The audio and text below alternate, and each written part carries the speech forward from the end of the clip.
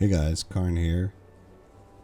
I wanted to make some videos where I try to help out some more casual players, specifically for my guild. Anybody else who sees this may also find it useful. What I'm discovering is like with more casual players, some of the things that you could potentially do is miss out on some cool stuff that might help you in your playing or make you feel like you're contributing more or being able to handle different content. And this video is going to talk about some UI basics that you may find useful. I'm kind of always like a student of the game and trying to make things better for me, and I watch a lot of YouTube videos. I link a lot of them on my Discord, and not sure how many of my guildies actually see some of them, but I'm all about trying to make things as clean and clear as I can. I tank mainly, so having visibility is always very important to me. So let me show you some of the things that I do, and maybe you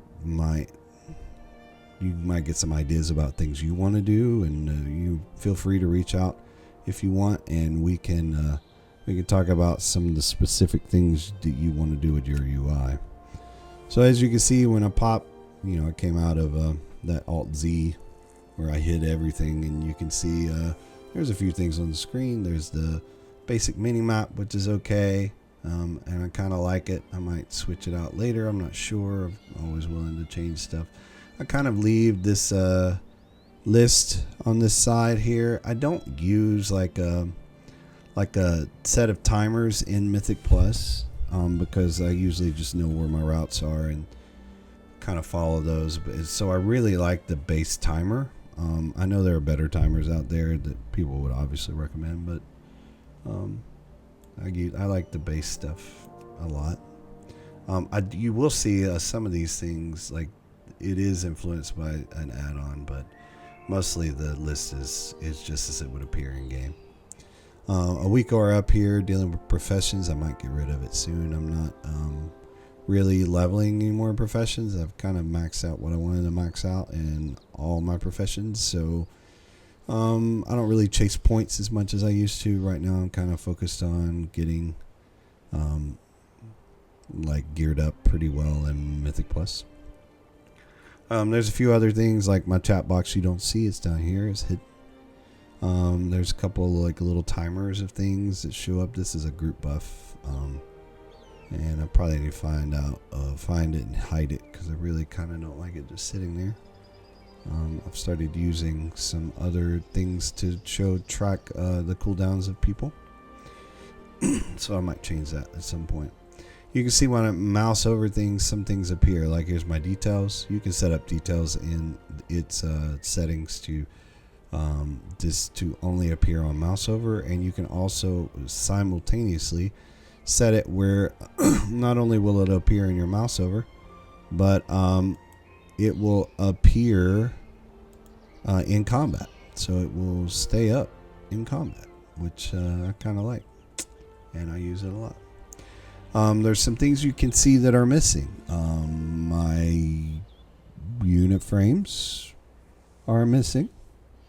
My action bars are missing. So let me show you a few things that I do with my action bars.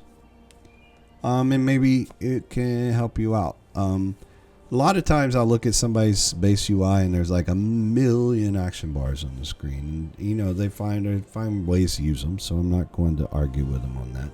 But let me just show you what I'm talking about. Like side action bars people often have with a lot of little things they do, and mine are no different. I just have mine set to hidden. I'm using bartender.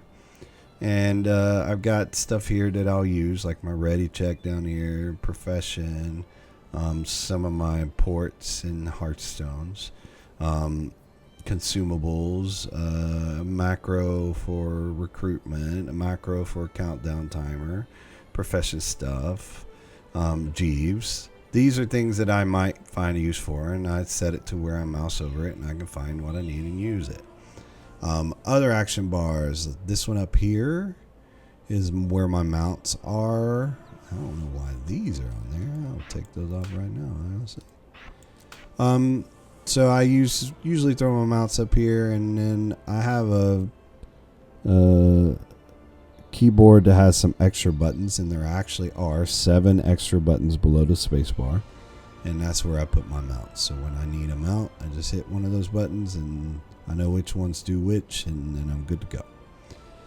Some other action bars. Here's one on the side that I use to just switch out some stuff. These are all bound again to this Razer keyboard I have. I have an extra 5 buttons to the left of where caps lock and shift and control are on the left side of the keyboard. And those 5 buttons have specific macros assigned to them, and they can do different things. And I change it based on my characters. So like the top button on that list is like a cooldown cooldown macro to kind of macro together avatar and a couple other abilities and a trinket if I need it to make sure I can use them all at the same time and be very efficient. So that one button has everything macroed to it. And then of course here's a battle shout buff, and here's a heroic throw, and I can use it to open up combat. For everything else, it's kind of gone. Oh, here's the main action bar, the number 1 action bar, and you can see I made it really small because I know what's on it. I don't need to see it. I know what the buttons are doing. Like I know number 1, I'm going to hit shield slam. If I hit 1, it's going to shield slam. If I hit 3, it's going to revenge. If I hit 4, I'm going to charge in. And if I hit 2, it's impending victory, and that'll be my heal. Other than that, everything else is macroed to my mouse. I have a 12-button mouse. 7 is interrupt, but that's my number 1 key on my mouse. Equal sign here is taunt, and that's the number 3 on my mouse. Heroic leap is 0 here, but it's number 2 on my mouse. So when I want a heroic leap, I can pop it. 8 here is execute, which I know is number 4 on my mouse. Number 5 on my mouse, I am a dirty 1-button macro guy, so I use GSE, and I've got a good macro that I like that I've unbound avatar and some other cooldowns from. But it does a lot of my basic rotation stuff. It'll hit shield slam, it'll hit revenge, it'll hit thunderclap if I need it. But usually I can do those 2 once I see them pop up, and I'll show you what I do in a minute. 5 is on my mouse is actually 6, and that will cause me to thunderclap. Sometimes I need like thunderclap to get some AoE when new mobs are coming in. And then actually no, thunderclap I don't have bound in this spec because it's demolish. I'm in Colossus. 6 is demolish is the big hit for Colossus, and I want to use it pretty often. So I usually know when it's up, and I'll show you what I mean by that in a minute. The minus sign here is spell reflect, and on the very bottom of my mouse, the 11th button on the side, I use it to pop spell reflection when I need it. And then I also know that 9 is thunderbolt or stormbolt, and stormbolt I can either use on my mouse, or sometimes I'll just hit the 9 key on my keyboard. So let me show you kind of how I set myself up for combat. I'm using GSE, yes, but I'm also using Hikili. Now if you look, you can't see it. There's a tiny little spot above my chat box where I've got Hikili, and Hikili is enabled but really small. I don't want to read Hikili. I don't want to sit there and stare at Hikili the whole time. So what I've done is I've set Hikili to where it shows, and I can help you find this if you need it. It shows on my buttons, they light up with an aura when it's something I should hit for Hikili. It's just a visual cue for me. I'm not using it to like completely plan out the next 4 moves or so like some people do. I'm only using it to like keep myself in like a prio rotation, like when I'm in mid rotation, because I know what I'm going to do when I open up. I just want to know if there's certain things I need to hit while I'm fighting. So with the 1-button macro running through the rotation most of the time, and Hikili running through, it's what its prio is. It combines up to show what we're going to do. Now here you're going to start seeing some things appear. When I target something, my unit frame for it is here. When I'm not in combat, my unit frame disappears, but when I am in combat, it appears, and when I mouse over it, it appears. So here is my unit frame, and I'm using Plater for this, and I could show you how to do it. Quasi did a great video on Plater and using Plater, and if it's something you want to look into, you can, or I can show you. It's not that difficult. So when I start combat, I kind of know what I'm going to do. First of all, I need a buff, because Hikili is going to try to tell me to buff if I don't have it. So I'm running in, and I begin running through my rotation. Now you can see down here, these buttons have appeared right here, and these buttons have appeared right here. Now these buttons are not buttons I'm actually going to hit. These are just,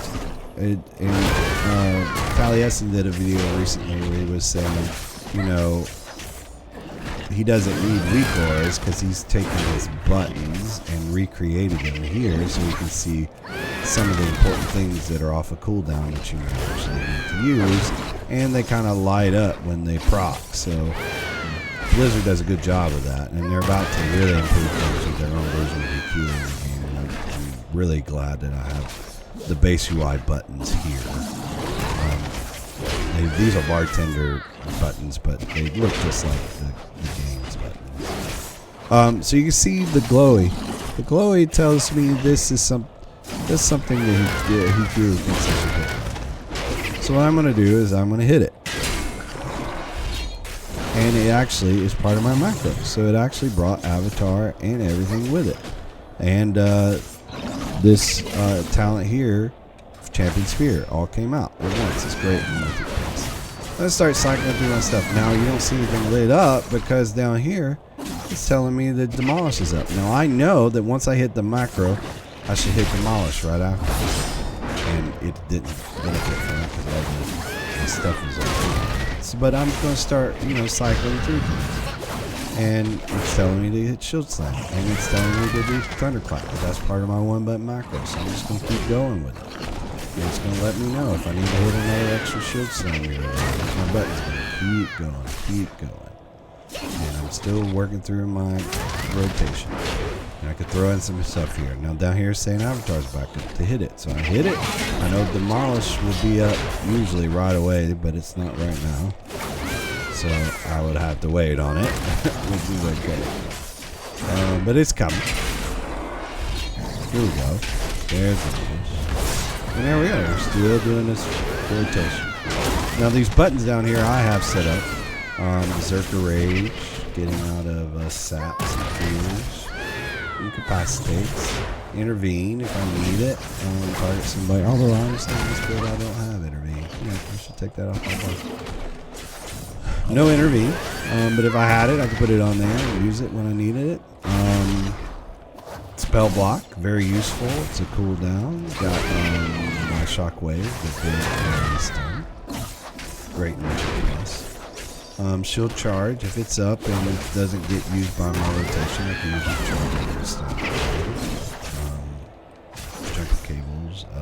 Disrupting shout, which is like an AoE taunt and it interrupts, so that's good. And then my 3 big cooldowns here on the side. A raid or group cooldown for Rallying Cry gives you 10% health, and then shield wall and the sting. So, with this setup, I can see exactly what I want to do, run through my entire rotation, and the only thing I'm looking at is like watching for things to light up down here, and then to run through just my standard rotation and watch the fight and get situationally aware of everything that's going on around us. That way I can see everything. And I usually play zoomed out. It's good I'm playing really well. So taking up a lot of the real estate on the screen. I can look around and I can see what's coming. See any way I want to turn. Good to go. I'm not up on my character. I don't have a lot of stuff out here in the way. Very clear and very clean. I like it. Here. Once I get out of combat, everything disappears. And then I don't have to worry about it anymore. Let me show you like a real group real quick. Just going to hop into a follower dungeon where you can see how it looks when I'm in an actual group. Let's do Dawnbreaker because it's a fun. Right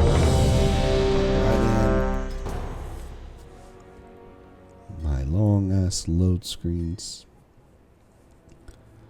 And I'm using Plater here again to control not only my unit frame, but the unit frame of the party members I have. And the unit frames have everybody. And because of some add-ons, you'll see all their cooldowns. And, actually, in a real group, you'll see all their cooldowns. And then everything you would need right here. We have suffered many in combat, losses against the Nerubi. you see stuff. With its complement of cannons, it can... Now, you can see the unit frames here as well are Plater.